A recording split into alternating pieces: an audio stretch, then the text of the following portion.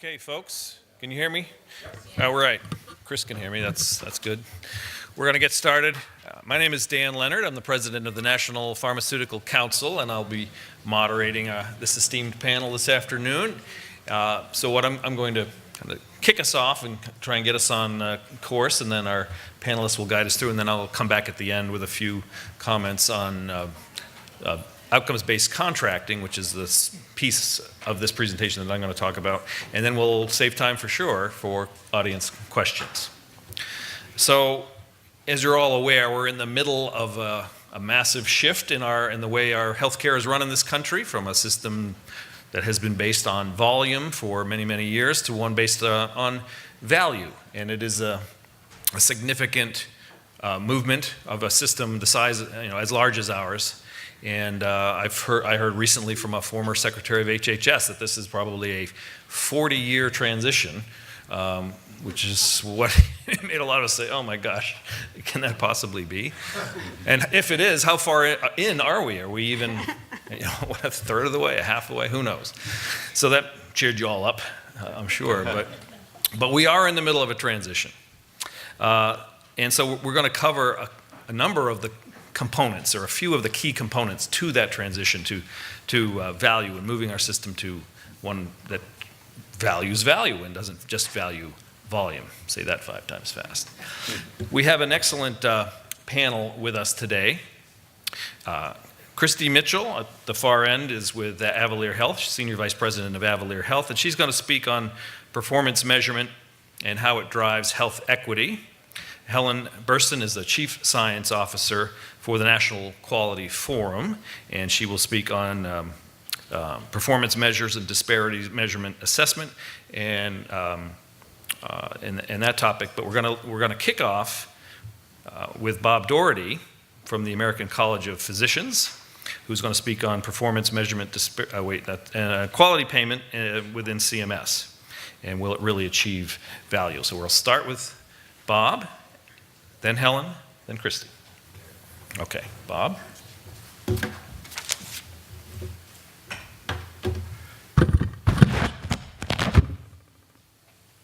Thank you and good afternoon.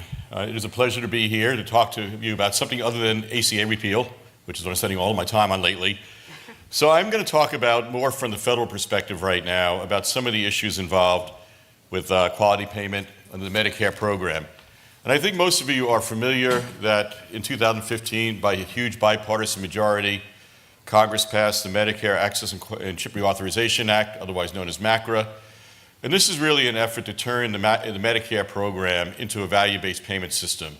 In some ways, the private sector, I think, has actually been ahead of Medicare in trying pay for performance and value-based measurement and incentives to improve value versus the volume.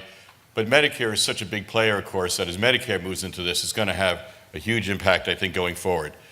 Now, this law essentially, and I'm going to give you a very high level, not going to get into the weeds about this legislation, creates 2 pathways for physicians. One is the merit-based incentive payment system, which is basically pay for performance, fee-for-service adjusted upward or downward based on performance measures. And then the advanced alternative payment model, which is an effort to move physicians into systems where they take financial risk for services. Now, one thing to keep in mind is this program doesn't create Medicare pay for performance. We've had Medicare pay performance for years. We've had the physician quality reporting system. We've had the meaningful use for EHR program. And we've had a measure of resource cost, or resource use cost. So that's been going on forever. What this legislation attempts to do is to streamline and consolidate those 3 separate and disparate programs into one quality payment program. And again, right now we're talking about the MIPS side, the fee-for-service side. I'll touch a little bit on the alternative payment side in a few minutes. So how are physicians going to be scored in this system?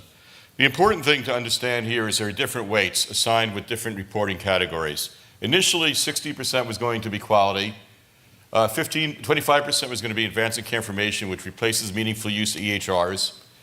15% was going to be clinical practice improvement activities, and 10% were going to be measures of physicians' relative cost of care.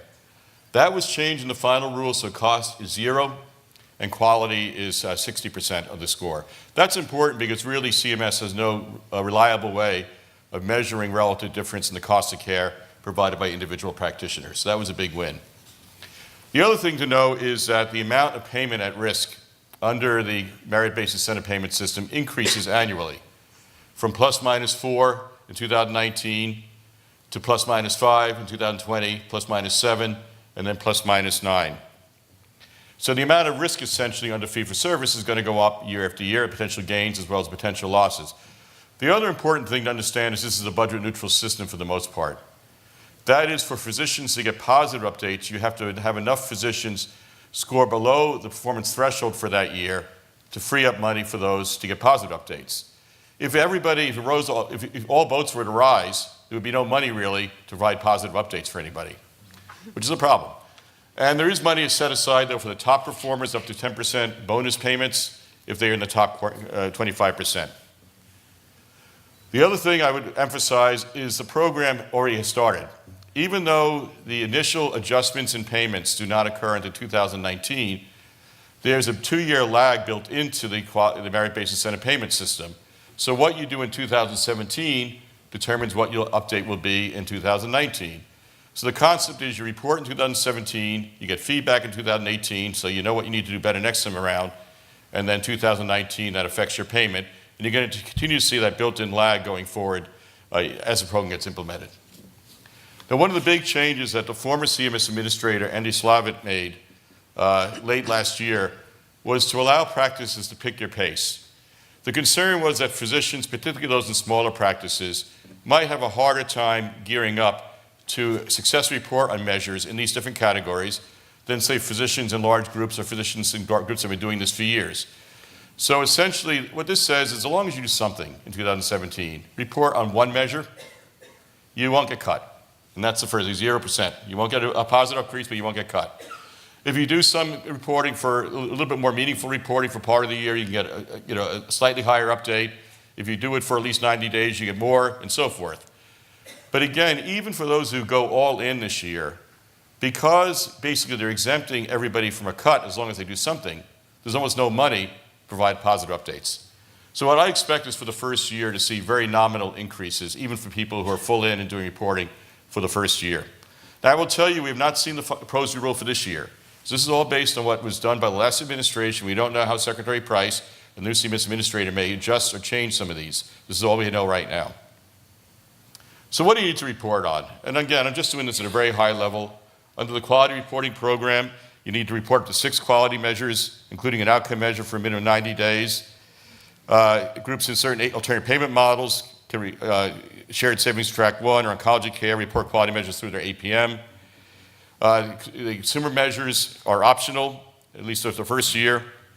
And again, the main thing is it did reduce the number of measures that physicians need to report on from 9 under PQRS to 6 under the new quality reporting category. And that's 60% of the weight for the first year. The other area is advancing care information. This replaces the meaningful use of EHRs, which almost all physicians loathe, that program. It made some improvements.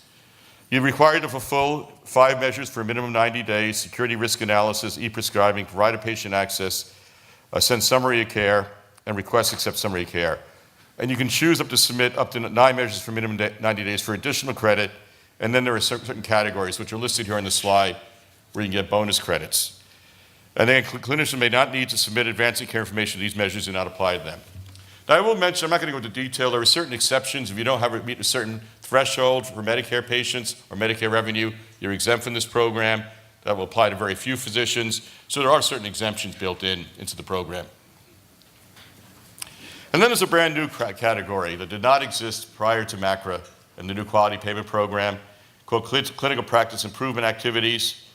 And basically, these are things that most physicians are doing anyway in their offices to improve patient care, to improve scheduling, access, and so forth.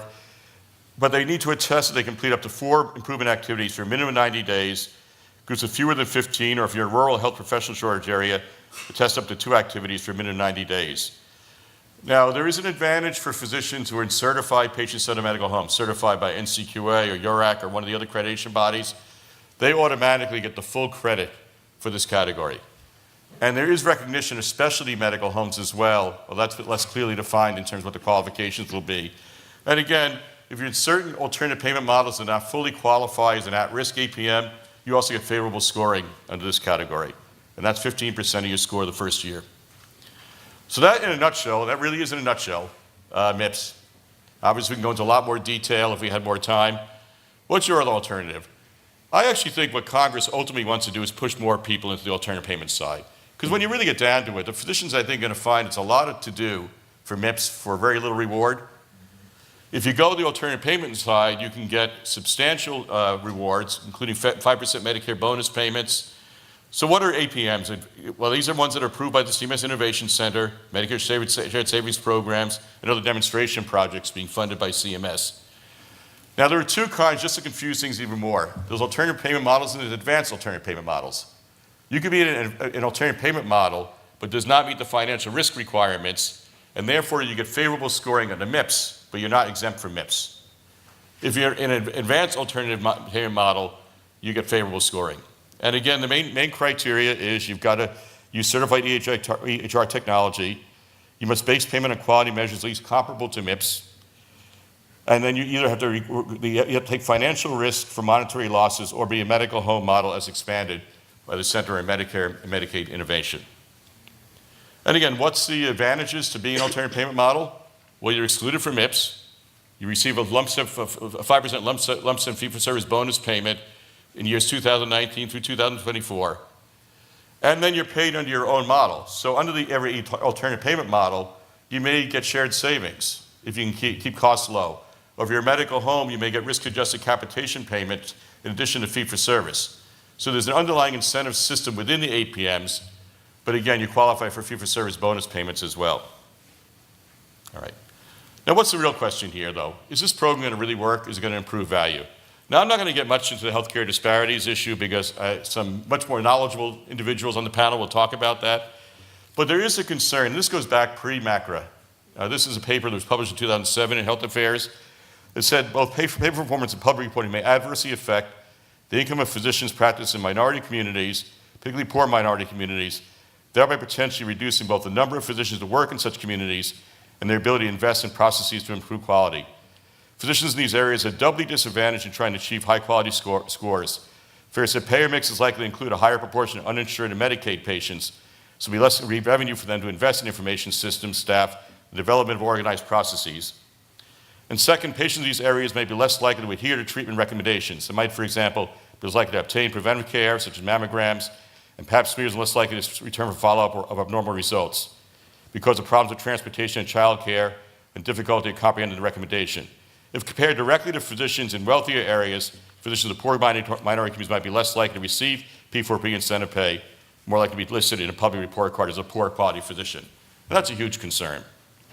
This paper did suggest several ways to address that problem, rewarding both absolute quality scores and improvement over time, use a risk adjustment or stratified analyses, reward both overall quality and reduction in disparities, use a variety of methods to minimize the teaching to the test problem, only use pay for performance and public reporting when statistically reliable and valid measurement can be done, and include attention to the effects on healthcare disparities. And I think some of our other speakers may have some comment on how much we're actually doing that in the performance measurement world, but that's certainly the goal. Now I'm going to come to a more philosophical issue, though. Will this legislation really improve value, bring greater value to American healthcare? And I think that depends. It depends on whether MACRA ultimately supports or does not undermine what physicians and most patients alike value the most. And I went back to dictionary definitions. What is value? Attribute or relative worth, merit, or usefulness. Another definition, a fair return in goods, services, or money for something exchanged, worth in money, worth, usefulness, or importance in comparison with something else, a principal quality that is valuable or desirable. And of course, we're talking about Medicare, so it is about money as well. Achieving high value for patients must become the overarching goal of healthcare delivery, with value defined as the health outcomes achieved per dollar spent. Now, what's interesting, though, is value and values are not the same thing. Root word is the same, right? It sounds like the same thing, but it's something completely different. You know, values are a person's principles or standards of behavior, one's judgment of what is important in life. Value, again, is attributed relative worth, merit, or usefulness. So is there any wonder that when measuring value in healthcare is so disconcerting? Because what this means to physicians and other clinicians, it means someone, the payers, are assessing their worth, their merit, their usefulness, their desirability, and their importance compared to something or someone else. And that's disturbing for people. That is really disturbing. But even more than that, I think could be a conflict between value-based payment and physicians' and health professionals' values. So I was thinking, what do physicians value? I think they would value relations with patients, empathy, compassion, face-to-face time with them. That's terribly hard to measure, isn't it, though? Being able to exercise clinical judgment based on training and skills without constantly being second-guessed. Being able to spend time with patients and their families, work-life balance, and being a healer, not a hamster. And by that I mean I think a lot of physicians are concerned that all the time they're going to be spent on reporting on value measures means they won't have time to spend with patients and undermines their value system. What about patients' values? I think they're pretty much aligned with physicians' values. What do patients want? A physician who cares about them, who's ethical, empathetic, and compassionate, who's up to date, who spends time with them, who listens to them, who clearly explains things to them, who shares decision-making with them, who sees them on time and is available after hours, who puts their interests first, and yes, cost matters at a reasonable and affordable out-of-pocket cost. Almost all of those patient values, I think, are extremely hard to measure.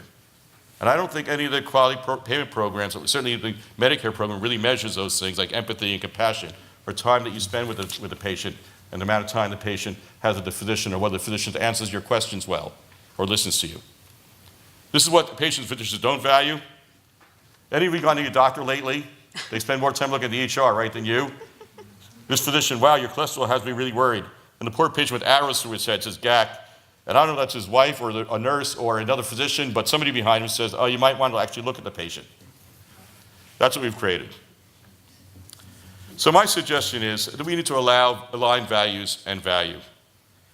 Patient and physician's values need not be in conflict with values defined by MACRA, but could be if it undermines professionalism, such as discouraging physicians from taking care of sicker and minority patients, increases healthcare disparities, or adds administrative burdens, or takes time from the patient-physician relationship. But MACRA, if designed correctly, could also help support professionalism, reduce administrative burdens, and help clinicians improve care for minority populations, and help promote the patient-physician relationship. So will MACRA really bring greater value to Medicare? This is what I think we'll decide. Will CME simplify quality reporting, reduce burdens on clinicians, make quality reporting and HIT more clinically relevant, and put more opportunity for APMs? Will it incorporate the 6 elements to minimize potential adverse consequences on minority populations? Will physicians include their roles in providing more effective and efficient care as support of appropriate and adequate payment, sufficient to sustain their practices with appropriate evaluation of their skills? Will patients include that patient autonomy, shared decision-making, engagement, and their experience of the care delivered are valued while given the best possible cost out of pocket? And most importantly, I think, is will MACRA value the patient-physician relationship above all else? And on this, I'm reminded of a commencement speech that Don Berwick gave to his daughter's medical school graduating class several years ago. And it's a beautiful speech, you haven't read it. And he says, but now I will tell you a secret. Those who suffer need you to be something more than a doctor. They need to be a healer. But to be a healer, you must do something even more difficult than putting your white coat on. You must take your white coat off. You must recover, embrace, and treasure the memory of your shared frail humanity with the dignity in each and every soul. When you take off that white coat in the sacred presence of those for whom you care, in the sacred presence of people just like you, when you take off that white coat and tower not over them, but join those you serve, you can heal her in a world of fear and fragmentation, an aching world, as your chaplain put it this morning, has never needed healing more. So I would say we need to ensure that MACRA and other so-called value-based payment programs truly support the physician's role as a healer in a world of fear and fragmentation, an aching world that has never needed healing more. And I'll stop there, and I think we'll be taking questions after the whole panel speaks.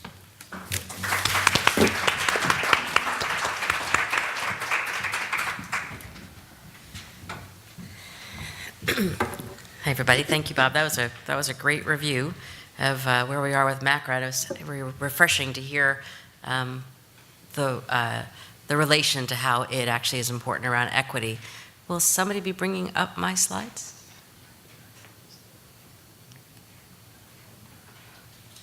I can just keep pointing. Anybody? Oops. I think you're back one. Oh, there you go. Excellent. Thank you.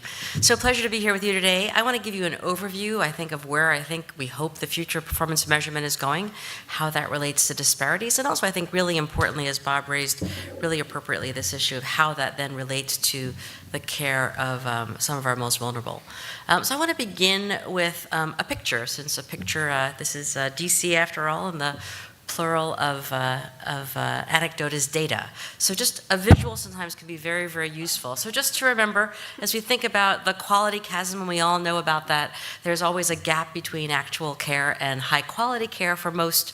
There's also clearly a disparities chasm for care for the most disadvantaged. And the reality is when you really think about what it looks like across that chasm for our most vulnerable patients, it's a much wider chasm to cross. This was a slide Ernie Moy and I had done when we did the first National Healthcare Disparities Report when I was at HRQ. I just want to take us through, again, Bob just gave you this context of what's happening in terms of the shift to value-based payment overall in terms of MIPS or other programs, but also this idea of moving to these alternative payment models. What I will tell you is you could look at the 300 or so measures listed in MIPS, and none of them are measures that refer to equity. There are currently no federal payment programs that actually call out in any way, shape, or form a reduction in disparities as a basis for rewarding value. I'll come back to that as we come forward, but that's a really important consideration. This has always been the afterthought as opposed to front and center. How does disparities assessment, reduction, elimination get woven into the fabric of the way we think about quality? And it's something I think we tried to do when we were at AHRQ in the disparities report, but obviously a lot more needs to happen as we move forward. And I wanted to just pull this one line out from the recent New England Journal of Medicine paper by Karen Joint and others at both CMS and ASPE, which was really about this question of whether we should adjust for social risk for value-based purchasing in Medicare. But I thought this particular aspect was really important, which is another important component here is to measure equity itself. One of the key measures and domains that should be built into existing payment programs to measure disparities and provide incentives to reducing them. And that's the piece we've not figured out how to do, and I hope collectively we will figure out a path forward.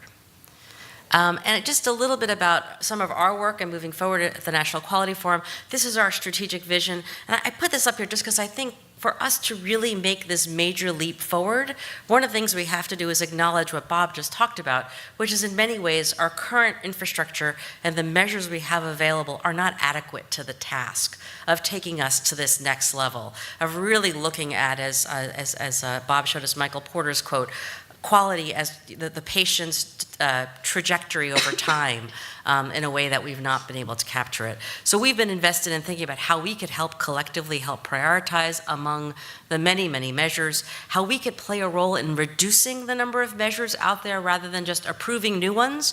And in fact, this year, for the first time, our Measures Application Partnership recommended a substantial reduction in the number of measures in federal payment programs. But a key piece of this is we have so little information from the front line about which measures add value and which measures are really just burden without a lot of benefit. You know, we don't know what effort is actually paying off. When is the juice worth the squeeze? And a big part of our efforts going forward is how do we hear from those of you on the front line who use these measures? And there are measures you just do because you have to, and then there are the measures you do because you know they drive improvement. And how do we bring those worlds together? And then finally, how do we take all of that and continue to create a learning healthcare system that uses the measures, provides feedback, identifies the gaps, and moves forward? So with that, one of the first things we did as part of this effort is identify a set of criteria to help us prioritize among the many potential measures we have, but also really importantly to use these same criteria to say what are the most important gaps. We went through a process of looking at over 20 different national and international criteria and ultimately came down with these 4. Ideally, we would want measures that are outcome focused, either outcomes or things strongly linked to outcomes. We want them to be improvable and actionable, which as a clinician myself, I fully recognize a lot of what we may get information back on, I can't use in the context of care to drive improvement. So when do you have information on what you could do with that data to improve? The results should be meaningful to patients and caregivers alike. And then finally, rather than measures always just supporting what I did this morning in clinic versus what happens in a hospital versus what happens in a nursing home? Can we have measures that really reflect that more integrated or systemic view of care so we can really, again, get at the patient's journey if we want to think about this model of moving towards alternative payment models? We've also developed this framework to help us think this through. Can we identify what's at the top, the most high-impact outcomes for our nation, and then work backwards and say, if those are the things we really want to influence, what do we need to measure that will drive those? And so we've been coming up with driver diagrams to really think about what measures would drive to that higher impact measures, and then within all of our core processes, in our cardiovascular committee, for example, which Kristi sits on, how will we use those same criteria to say these are the measures that will drive to the top of improving the key outcomes? And then finally, on the improvement measure side, not that we would try to review those, but there's very little effort in our nation of collecting and sharing and standardizing. So probably in this room, for those of you in healthcare systems, everybody's got a slightly different measure of unexpected return to the OR, for example. It's a really important sentinel event. How do we share that information and learn so we can begin to make sense of this? And just as an example, these are the top high impact outcomes, the top of that pyramid we selected, and they are very different than many of the usual process measures that our current systems are set up to measure. And in fact, measure, I would argue, a lot of what Bob had on his slide about the values most important to patients and clinicians alike. So are you getting better? Patient experience, including some of those key domains, and you'll hear about some of this from Kristi around shared decision making. How do we look at an overall assessment of preventable harm or complications, prevention and healthy behaviors, cost and value? Access obviously has to be on this list because you can't get to good high quality care if you can't access it. And then finally, we did not leave out equity as most of these other measurement frameworks have done. It can't just be cross-cutting. It's got to be something in and of itself as an outcome that we will drive towards improvement. So we've got a lot of work to do here, but I just wanted to make the case, I think, that equity has to be one of the high impact outcomes that we as a nation will track, and then think about which measures would ultimately drive towards improvement in that. So we've been on this journey for quite a while of looking at ways how we could continue to drive towards equity measurement as well as improvements in disparities, looking at ways of reducing, of improving cultural competency, ways of looking at a set of measures and say which measures are the ones you should always stratify because we know there are disparities. It's very strange to think that you would look at an overall measure of low birth weight, for example, without stratifying by race and ethnicity when we know those differences are so clear.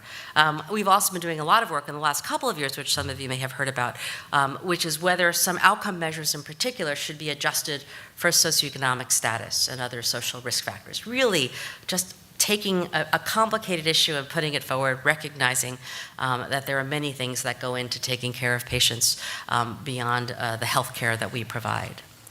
And so we've been really fortunate to have had a disparity standing committee put forward who will do all of our work going forward of trying to keep this together and provide guidance across everything we do, including how we can actually use measurement.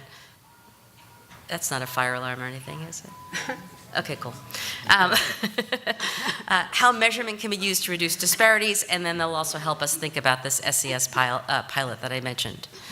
These are the members of the Disparities Committee who are really just a remarkable group of people across every aspect of care and are really helping to guide us on this roadmap of how we can use disparity, how we can use measurement as one potential lever along with payment and others to help reduce disparities.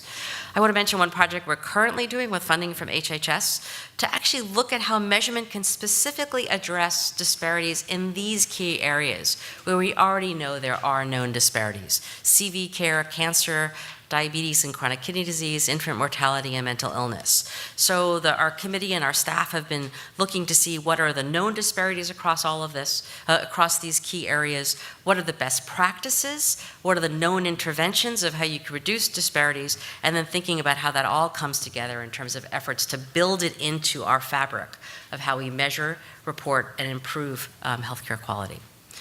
This is the National Academy of Medicine's framework that they had put forward, and all of our work is very much within this context, really beginning to understand how these risk factors come into play, not just at the individual patient level, but increasingly recognizing how important the community level factors are, social deprivation and issues like that in terms of driving outcomes of care, understanding issues around access, health literacy, how that ultimately leads to healthcare use and hopefully improvement in outcomes and resource use.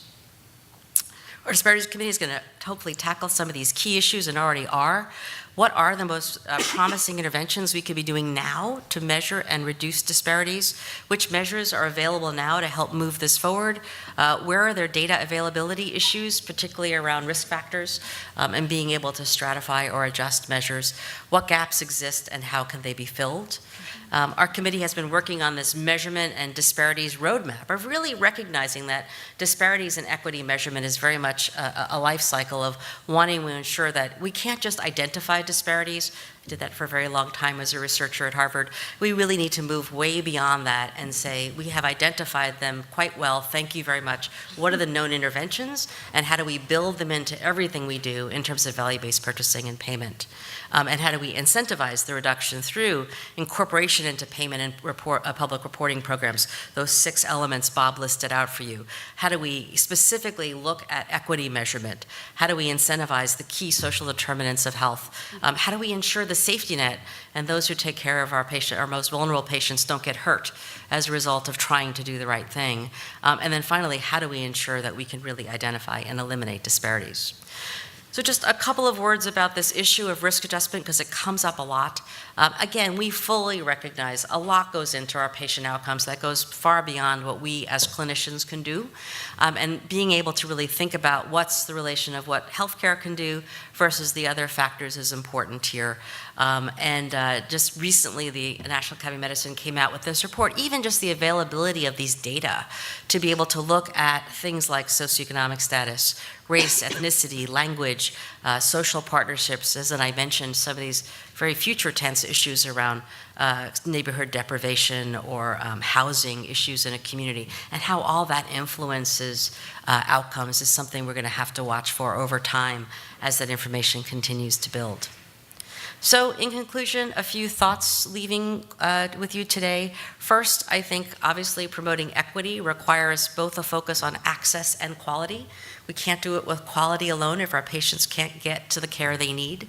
High quality care has to involve the use of effective interventions to reduce disparities. It can't be enough to look at an overall score in areas where we know there are known disparities, when there's an opportunity to look by population and look to see where the known disparities are and actually pay for reducing those disparities in a way we've not done to date. Recognizing measurement is just a tool. It's an important tool, but it's just one tool. It may not always be the most effective intervention, but it is a tool that we can help use to ensure that all patients, emphasizing the all here, can receive quality care. And at least our Disparities Committee has been thinking about this 3-step plan to a certain extent. How do we identify disparities as the first starting point through the measures we have? How do we think about how to use those effective interventions? And how do we incentivize and support the reduction of disparities through value-based purchasing programs and other strategies? How do we just really weave disparities into the fabric of quality, into the fabric of how we pay for care in a way that it has not happened to date? Thanks.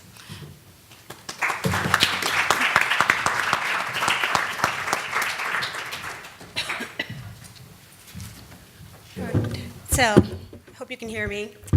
Just getting my voice back from a whole weekend of screaming. But anyway, so. That's an interesting thing.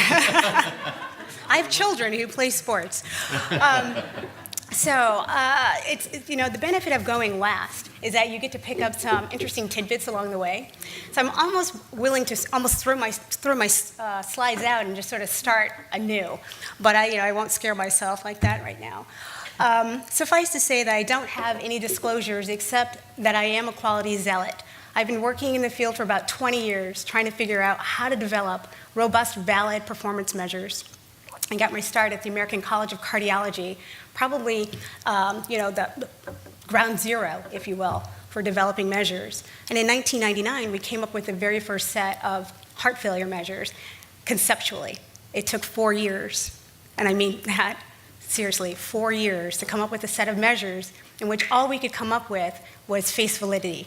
We had no real idea of the testing that needed to be to go into play to actually make these measures measurable. And so anyway, I just thought I'd throw that out there, that I am a zealot. I have battle scars, wounds, and the like. So over the next 7 minutes, 10 minutes or so, I do want to talk a little bit about the growing focus on quality and value, highlighting quality measurement landscape with implications for the heart failure patient population, and then talk a little bit about health equity. So it's no secret that this entire landscape is under transition, I think.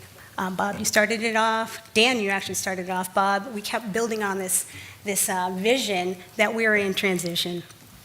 And our current system is still somewhat fragmented. Even in the midst of shifting from volume to value, consumers are still clamoring for information to make informed decisions. Costs are still rising. Treatments in some cases are still quite variable, especially depending on geographic locations. And while we've been making these strides toward becoming more patient-centric, stakeholders across the ecosystem seek to better understand and leverage quality, if not value, of care. So the little blue man, we really want to keep him in the center. And I think that there's a lot of discussion as to what is patient-centric, but I don't really think we've answered the question. And I think it's going to be part of our challenge to kind of figure that out, because we're being asked to measure against that. Oops. Okay. So we've got all these stakeholders in this ecosystem that interact among each other.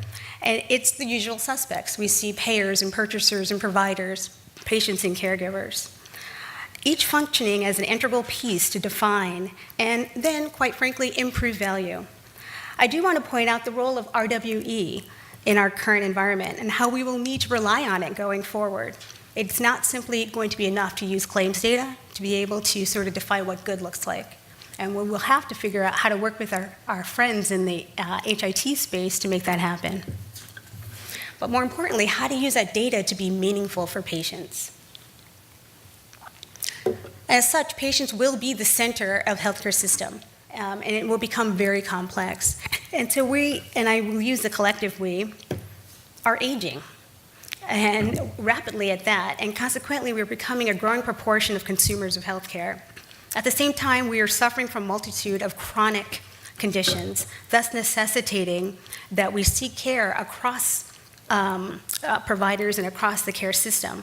But one question before us is whether or not our current quality measurement landscape is prepared to address the focus on the patient. Are we capturing measures that truly matter to patients? Ask yourself, as a clinician, are we capturing what really matters to your patient, whether they're newly diagnosed with heart failure or cancer? When we think about our focus on the patient, is our quality measurement landscape flexible enough to track and monitor effectively the quality of care across disparate populations, including racial, ethnic, minorities, and others? And what do we need to do to enhance these efforts? And I think that Helen teed up exactly some of the thinking that's going on as we seek to wrap our arms around this effort. So I'm going to skip these two and really get to the meat of it. So let's talk about heart failure. It clearly is a high priority area. We know without any hesitation, and in fact, both CMS and Healthy People 2020 highlighted the need to reduce hospitalization of older adults with heart failure by 10%.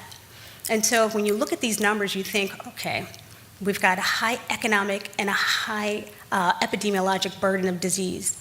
And so we're going to need to figure out ways to close these gaps. And so it's no wonder that, as I said, in 1999, we came up with these measures knowing that we need to make sure that patients are on beta blockers and ACE inhibitors and that their systolic dysfunction is being measured appropriately and assessed. But what we didn't really wrap our minds around was how do you actually measure that appropriately? So we have been looking at measures for, like I said, maybe about 5 years in my current location. We found over 3,000 measures. What do you do with 3,000 measures? Any takers? As a clinician, you probably go crazy, right? So when we narrowed that down, again, the landscape of 3,000, we found that there were 91 measures that were related to heart failure. 91. Now, not all of these measures are being required clearly by CMS, and in fact, not all of these measures are being endorsed by NQF, and not all of these measures are actually being used for accountability. The trick here is that there are, in locations across the country, people are doing innovative things, and they're measuring the quality of patient care for local quality improvement. And that number, 91, reflects some of those measures they're capturing. And so you ask yourself, okay, of those 91, let's talk Turkey. What kind of measures are we talking about? We're talking about generally process measures. Are you administered a beta blocker, an ACE inhibitor, the same old type of medications? Very rarely, we're beginning to see more of these, measures of outcomes and measures of cost and resource. And on very few occasions, we're finally getting to composite measures. And so this NQF endorsement status is, again, another example of all of those 91 measures, a fraction, and in fact, it's growing, by the way, Helen, so I'm happy to see this, because when we first looked at it, it was a much narrower number, are going through the NQF endorsement process. So as I said, of the 91 measures, 13 are actually used in CMS programs. So put this in perspective, IPPS, the Inpatient Prospective Payment System, dropped 10 days ago. So this may be slightly different, but you'll see directionally what's happening. Is that of the 91, we have only 13 used in CMS programs. The multitude of these measures are, again, looking at appropriate medication use. But of note, look at readmissions. Again, we're talking about reducing cost, right? And so one of the key ways of doing that is reducing sort of older adults with heart failure coming back into the hospital. And you could tell, you want to see how quickly people can kind of make quality important? You put down on a piece of paper that you will sort of lose money when those folks come back to your hospital. You'll see QI programs start instantaneously. Anybody lived through that or living through that now? Yeah. Right.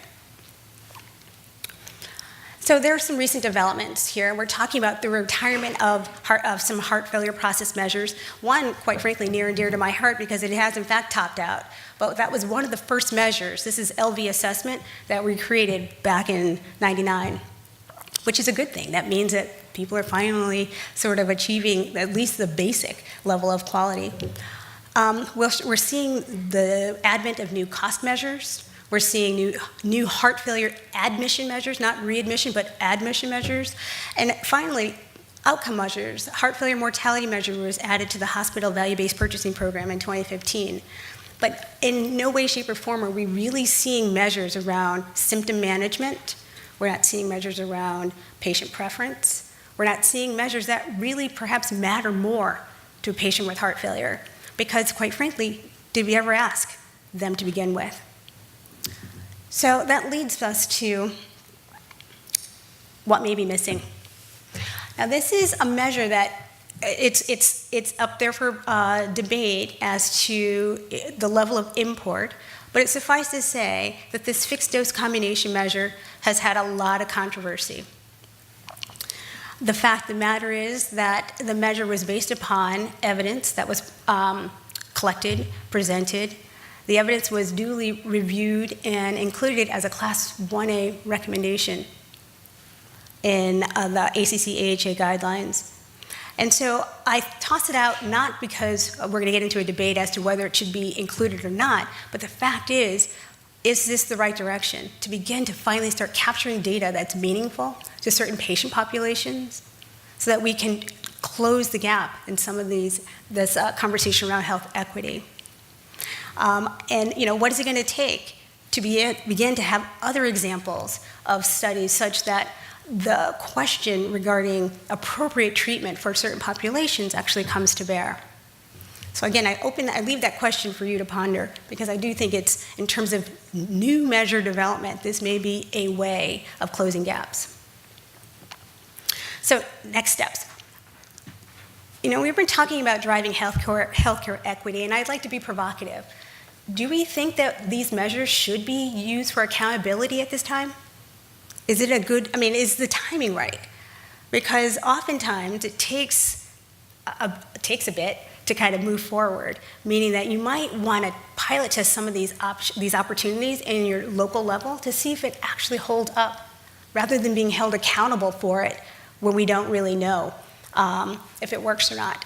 And so what we're seeing, I'll give you an example, in Minnesota, there is legislation around stratifying existing quality measures by race, ethnicity, preferred language, and country origin. I submit that's a step in the right direction. The key question is, what are these prioritized measures? What's the criteria for prioritizing these measures? You're certainly not going to stratify in every single measure that's out there, but there's got to be some standard by which you determine disparities-sensitive measures.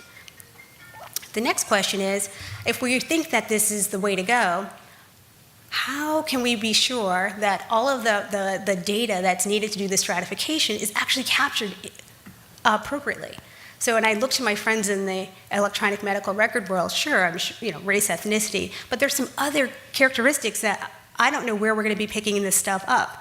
And so when I, again, look at Helen's list of these different characteristics in which we could stratify measures, I would say 70% can't be captured in the traditional way.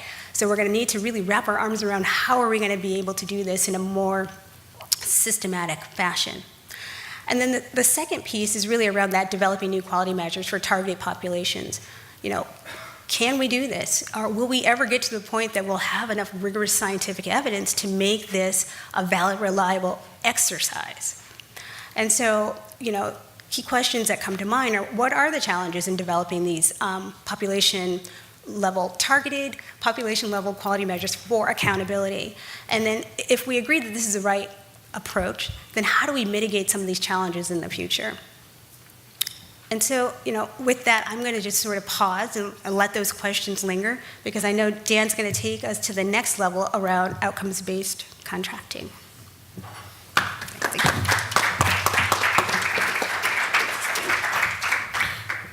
Excellent, and thank you, Kristi. Thank you, everyone. And I am going to transition to this topic. We've had three great presenters on quality and performance measurement, and this may seem a little bit different what I'm going to speak to, which is outcomes-based contracting between pharmaceutical manufacturers and payers, because we've been talking so much about the patient, which is good, but you can't get to a solid outcome-based contract without having quality baked into the contract or having a performance metric that applies. So it is indeed very relevant. So what are they? Basically, what we're talking about are outcomes-based contracts or value-based contracts. They've been called risk-sharing agreements between payers and manufacturers, but at the end of the day, it's the practice of developing contracts between manufacturers and payers that are pegged to a specific outcome goal for the patients or population of patients. There are new arrangements, and you've probably seen them in the literature that you read on a regular basis, where you're seeing headlines such as these on this screen that are popping up all around the country. And they're, I think it's a move in the right direction, but what you're seeing here are essentially one-offs, and for the most part what we have are a series of one-offs. We have some payers that are more aggressive in seeking these types of arrangements. You have some manufacturers that are more aggressive in trying to seek these arrangements, but they're all individual. If you've seen one, you've seen one. There's no really simple way to spread these out across the horizon, if you will.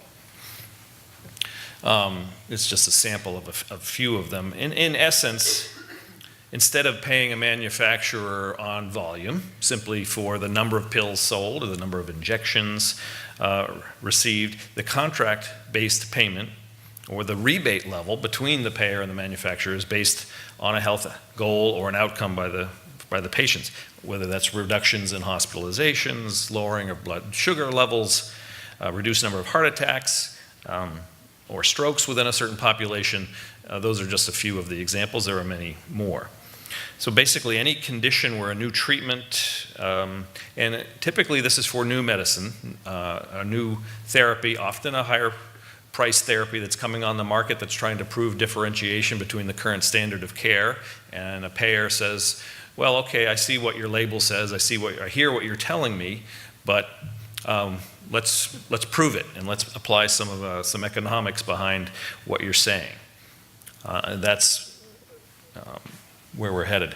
So despite what you just heard me say and you're seeing in the press, this explosion of new risk-sharing agreements, it really is not exploding. They're out there, but this is some work that we did at the National Pharmaceutical Council with the University of Washington, and they keep track of these types of agreements that are public. I'll just say that. There's some of these agreements that are not public, so this number is probably higher, but it's very difficult to track. But you can see the number of cumulative cases has indeed grown over time, but it's not exploding. Let's just put it that way. There's still one-offs. We're doing some new work based on this with Duke, the Duke Margolis Center, trying to dig into, why aren't we seeing an explosion in these types of arrangements? We call it the tip of the iceberg. We see we see the iceberg that's outside of the water, but what's going on below the surface? What's really happening below the surface? And we also know anecdotally and from evidence that a lot of conversations between payers and manufacturers start, but they don't always end up in a ratified contract. And we want to know, why? What are some of the barriers? And there are a number of barriers, frankly, and they're both at the operational level, either internally with the players, or they're regulatory barriers. So just quickly, some of the, I would say, operational barriers. The biggest probably lack of data, lack of infrastructure, the lack of the EHR technology to be able to pull in the outcomes that are needed to structure a plan.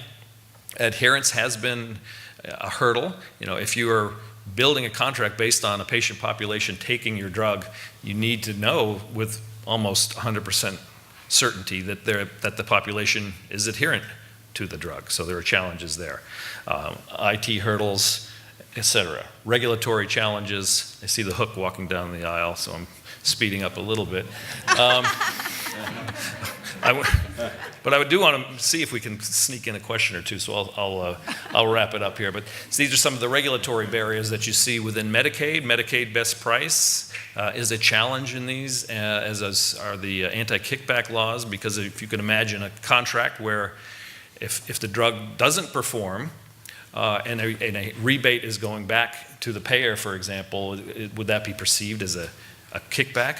Or if it goes back and all of a sudden you're below the Medicaid best price, are you in violation of that? So there's some regulatory challenges, but not insurmountable. They are happening. They often need a CMS waiver to get where they need to go, but there is, it's something to keep your eye on, and that's something that we're working on at the council, and I think it does indeed link back to what we just talked about in quality and performance measurement. So before we really get the hook, I want to make sure that the audience has the opportunity to ask a question or two. So I'm going to see if there are any questions out there for our panelists, and we'll go to the table. Maybe.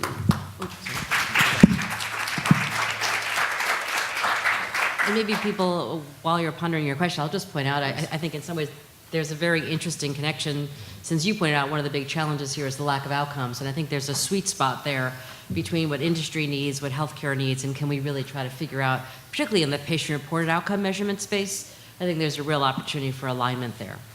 Absolutely. Hello, Bill McDade. I don't know who's going to answer this one best, but how do you develop a metric for things like this, these sorts of things that impact disparities without disproportionately or adversely affecting minority practitioners who care for them? How do you work that balance between trying to measure the impact and doing something about it, but not penalizing those people who can't control those social factors that you talked about? I'm happy to start. I think there's a I think there are many options, and I think Bob listed some of those out from that Castellino paper. One option, for example, is you don't expect to hit a threshold, you pay for the trajectory of improvement. So I spent about a decade at a free Latino health center here in town, and I would routinely have patients come in with hemoglobin A1Cs of 16. I could get them to 10, but I'm still not going to meet the mark of 8, and yet I've probably done more for them by getting them from 16 to 10. And so how do we build those kind of rewards in? Some of it is also, as a starting point, can we reward those practitioners who are at least collecting those data, that you actually know where you're starting out at, rather than just assuming it's all the same. So I think that's where our hope is this roadmap that our Disparity Standing Committee will come up with will actually address some of those very issues. But we'd love your feedback as this report comes out for comment. I don't know if you guys have any comments. The only thing I'd say, and I'm really not the expert on the methodological issues. I always talk big pictures, and people know more can talk about the actual methodologies. I do think there's a risk that we go too far the other way. And that risk is that we don't accept a lower threshold of quality improvement for minority populations. And sort of the parallel argument you have with public schools. My daughter's a second grade teacher in a public school in Arlington, Virginia that has most of the kids in school lunch programs. And you have a big argument about just failing schools. So I don't know what the sweet spot is, but I think clearly some measurement of reducing healthcare disparities should be part of it. Some way of reflecting social determinants of health. And I know it's difficult to do, but I don't think you want to send a message that we would accept a lower standard of quality or accountability for minority populations. I don't think anybody's arguing that, but I think there is a risk if you go too far the other way. And from a methodological perspective, there's risk adjustment, right? And so the challenge, however, is making sure you're collecting the right data to support that adjustment going forward. So we saw this in early days for open heart surgery, right? When before they risk adjusted, there was a concept of shipping them out to different states in New York. We don't want to see that. We don't want to see that the pool of providers somehow disappear because they don't want to be identified as giving poor care. So risk adjustment can work, but you have to have the data to make it happen. So I was just going to ask a question regarding the risk adjustment, and you guys have kind of alluded to this whole notion of risk adjustment in terms of spend per beneficiary, which is a different type of risk in terms of costliness, and then risk adjustment in terms of sickness risk adjustment. And I don't think that in the real world we've gotten a clear line of being able to delineate what are we going to actually measure? And you asked a very good question. By the way, this was a very good presentation for after lunch.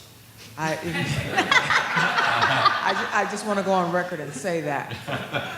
But you said something that was really important, and that is, do you get a waive because you take care of sicker patients, or do you risk adjust for the sickness of the population in terms of how you appropriate the spend per beneficiary, and then on the other side, do historical benchmarks of where have you taken this group from in terms of I had 10% that were borderline going to go on dialysis, and now I have this. So that you don't hear a lot of language about this compromise and how we can be innovative in tweaking, I would call it the disproportionate share provider in the trenches. So that's one piece of it. And then the last thing is the whole notion of attribution going forward for some doctors who want to coalesce and have a virtual APN. Do you want to start? Okay.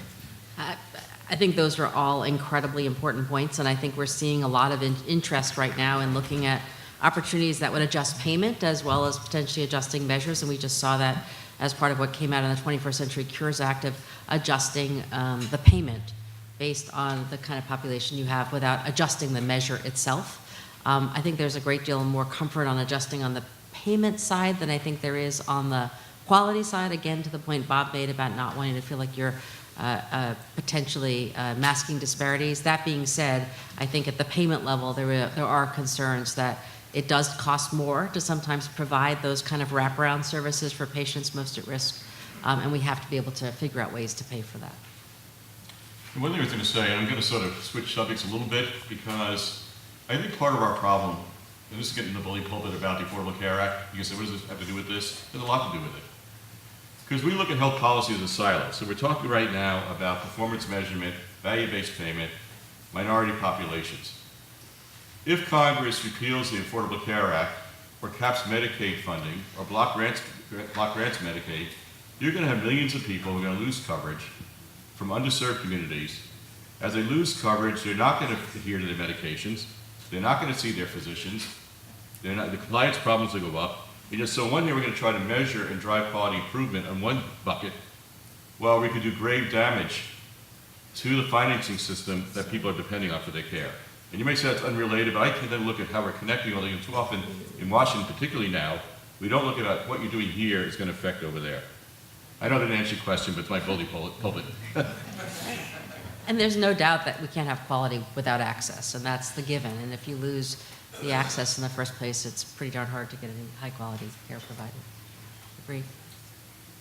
Hi, I'm Derek Robinson in Chicago Healthcare Service Corporation. I just wanted to add a comment to the prior discussion around prioritizing the reduction of disparities in value-based care programs.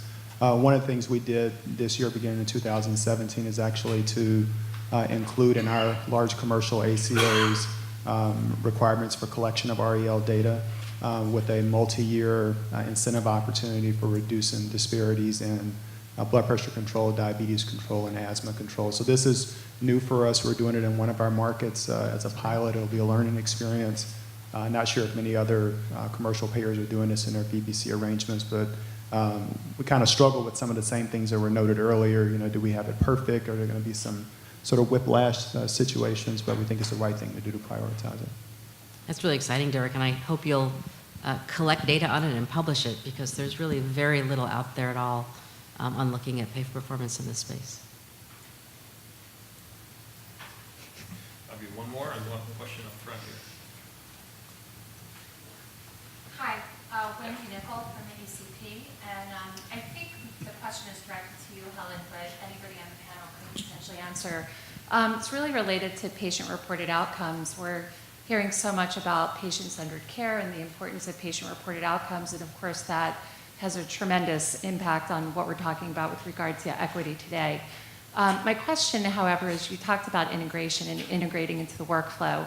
And I haven't heard a lot of promising things about patient-reported outcomes and how that can be integrated seamlessly into physician workflows. So I'm just curious about your thoughts about what's coming down the pike and what we should be thinking about out in the policy community.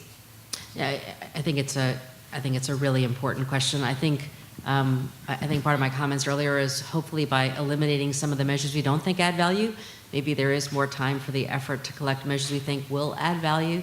That being said, there are some really good efforts, particularly if you guys haven't seen PROMIS, the Patient-Reported Outcome Measurement Information System, PROMIS, that the NIH puts forward is a free-based system to allow patients to enter their patient-reported outcome information, now been integrated into 2 different EHRs, both Cerner and Epic and others to follow. Again, how do we make this easy, that you don't necessarily have to collect it in your office, but you could have a patient do it off time and have that information sent to you and flow into your EHR. That being said, I think there's also an opportunity to think very, very differently. And one of my favorite examples is there's a relatively new tool that is coming for endorsement to us shortly, developed by a researcher at Dartmouth named Glenn Elwyn, called Collaborate. And it is an incredibly simple 3-item questionnaire that gets a sense from patients of were they engaged enough in their decision making? Do they have enough information? Were they engaged in decisions in the way they want to be? And my favorite part of it is if you look at the tool, besides the fact that it is only 3 questions, it's on a 1 to 9 Likert scale. And the first time I saw it, I asked Glenn, I said, 1 to 9 is kind of strange. Why 9? And he said, it's really, really simple, Helen. There are 9 buttons on a cell phone. And we developed this survey from the get-go with the expectation this would be done in an office waiting room or on the way out on a cell phone. It doesn't need to be that complicated. I think some of this is, can we figure out what the most important pieces are that would matter to patients, that would matter to their caregivers, and collect those data and try to move away from some of the ones that unfortunately we're being paid on to collect right now. Well, I'm going to wrap us up. That was terrific. Two quick commercials. The National Pharmaceutical Council is having a webinar on Wednesday on quality measures in oncology. Andrea, what time is that going to be? Say again? 1 p.m., but I think we're competing against Avalier, who has a webinar at the same time. What's yours on, Kristi? really don't know. Okay. So watch ours. We win. You can get more information on our website. And Avalier, I'm sure it's on their website too. But thank you all for coming, and we really enjoyed it.